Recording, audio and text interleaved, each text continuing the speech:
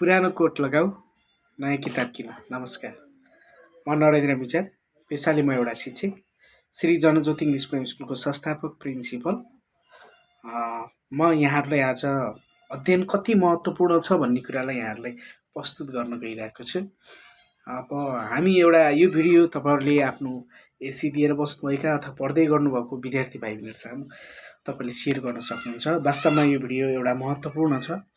हामी अध्ययनशील बन्यौँ भने हामी धेरै कुरामा ज्ञान प्राप्त गर्न सक्छौँ र अध्ययनशील व्यक्तिले कुनै पनि काम गर्नुभन्दा हामी त मोटिभेट त हुनैपर्छ। चाहे मैले जोत्ने कुरामा मोटिभेट होस्, होइन, मैले चाहे पानी ल्याउने कुरामा होस् मोटिभेट होस्, मैले घरेसी काम गर्ने कुरामा मोटिभेट, यदि मैले जोत्ने कुरामा मोटिभेट, मैले यो जोतेँ भने यो जग्गामा उर्वरा बनाउँछु, यहाँ प्रशस्त तरकारी उत्पादन गर्छु, जसको कारणले गर्दा म अर्ग्यानिक कुरा तरकारी खान्छु भनेर सोच्नु पऱ्यो। हरेक कुरामा मैले भन्न खोजेको कुरा यो हामी मोटिभेट हुनुपर्छ भन्ने कुरालाई मैले यहाँसँग प्रस्तुत गरेँ। मोटिभेट एउटा महत्त्वपूर्ण कुरा हो। हामी हरेक कुरामा मोटिभेट भएर काम गऱ्यौँ भने हामी त्यो कुरामा पोजिटिभ माइन्डसेट, सकारात्मक कुरालाई चाहिँ मूल्याङ्कन गरेर अगाडि बढ्नुपर्ने हुन्छ। मैले यहाँहरूलाई आज अध्ययन कति महत्त्वपूर्ण छ र अध्ययन किन गर्नुपर्छ, अध्ययन केका लागि भन्ने विषयलाई एउटा एम बनाएर तपाईँहरूसँग प्रस्तुत हुँदैछ। वास्तवमा अध्ययन भनेको हामीलाई निखार्नु, हामीलाई हरेक कुरा ज्ञानबाट चाहिँ अब्बल बनाउनु, हामीलाई दक्ष बनाउनु हो।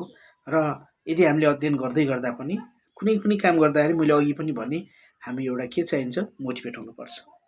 जस्तो एसी दिने विद्यार्थीले अबको एसीमा मैले गुड मार्क्स ल्याउँछु भन्नु पऱ्यो, होइन। अब शिक्षिकाले पनि मैले विद्यार्थीलाई पढाएर राम्रोसँग बुझाउन सकेँ भने, यो विषयमा राम्रो ज्ञान भयो भने विद्यार्थीले बुझ्छन् भन्ने किसिमको मोटिभेट हुनु। हामी हरेक कुरामा मोटिभेट हुनु आवश्यक छ। मैले त्यही कुरालाई यहाँ प्रस्तुत गरेँ। अध्ययनशील किन बन्ने त भन्ने विषयलाई यहाँहरूले प्रस्तुत गर्दै गर्दा अध्ययनशील यदि हामी बन्यौँ भने हामी के भन्छौँ, श्रमशील हुन्छौँ। अब जस्तो कुनै पनि क्लासमा हामीले विद्यार्थीलाई पाठ पढाउँदै गर्दा अब यो भोलि तपाईँहरूको पढाइ हुन्छ, यो तपाईँले घरमा गएर सेल्फ स्टडी गर्नु होला, मेहनत गर्नु होला, म तपाईँलाई भोलि यो विषयमा पढाउँछु भनेर कुनै शिक्षकमा अथवा नेक्स्ट भोलि पढाइ हुने च्याप्टरको बारेमा हामीले भन्यो भने त्यो विद्यार्थीले घरमा थोरै भने एउटा इक्जाम थोरै भयो भने हेर्छ, पढ्छ, मेहनत गर्छ र त्यसले घरमा गएर थोरै मेहनत गरेर हेऱ्यो, पढ्यो, मेहनत गर्यो भने उसले पठन पाठन पनि राम्रो गर्छ। अब भोलि किनभने उसले त पढेको थियो नि, हिजो अध्ययन गरेको थियो नि, त्यही अध्ययन गरेको कारणले गर्दा ऊ आज के गर्छ त, त्यो कुरालाई उसले श्रवण गर्छ। मैले हिजो पढेको कुरा र सरले पढाएको कुरामा कति फरक छ, मैले के बुझेँ हिजो, सरले के बुझाउँदै हुनुहुन्छ भन्ने कुरा, त्यो कुरालाई पनि उसले त्यहाँनिर बुझ्ने प्रयास गर्छ। त्यसैले हामी अध्ययनशील बनाउँ, पढाइ राम्रो बनाउनको लागि अध्ययनशील बनाउँ। किनभने भोलिको प्रिपेयर गर्नु छ नि त, हामीले कुनै पनि काम गर्नु हामी भोलिकै लागि हो। सानो सोचले अहिले वर्तमानलाई सोचेर हुँदैन र यो हो वर्तमानलाई चाहिँ हामीले ठिक गर्नुपर्छ। के भनेर ठिक गर्ने त, भोलिको लागि भनेर ठिक गर्नुपर्छ। यदि हामी अध्ययनशील बन्यौँ भने हामी श्रमशील हुन्छौँ, हामी सुन्न सक्ने क्षमता हुन्छ, है। अनि यदि सुन्न सक्ने भयो भने हामी के हुन्छौँ, ग्रहणशील हुन्छौँ, हामीले सजिलै ज्ञान प्राप्त गर्न सक्छौँ। यदि हामी ज्ञानशील हुने ग्रहणशील भयौँ भने हामी लगनशील हुन्छौँ।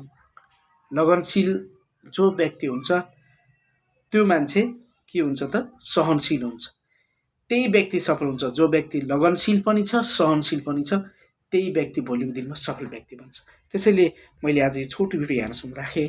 यहाँहरूको उचित सल्लाह सुझाव कमेन्टमा आएर भनिदिनु होला र आगामी दिनमा मलाई यस्तै भिडियो फेरि पनि यहाँहरूसम्म ल्याउने बाचा गर्दै तपाईँहरूको सल्लाह सुझावलाई मनन गर्दै अगाडि बढ्नेछु भन्ने कुरा राख्दै म अहिलेलाई बिदा हुन चाहन्छु। नमस्ते।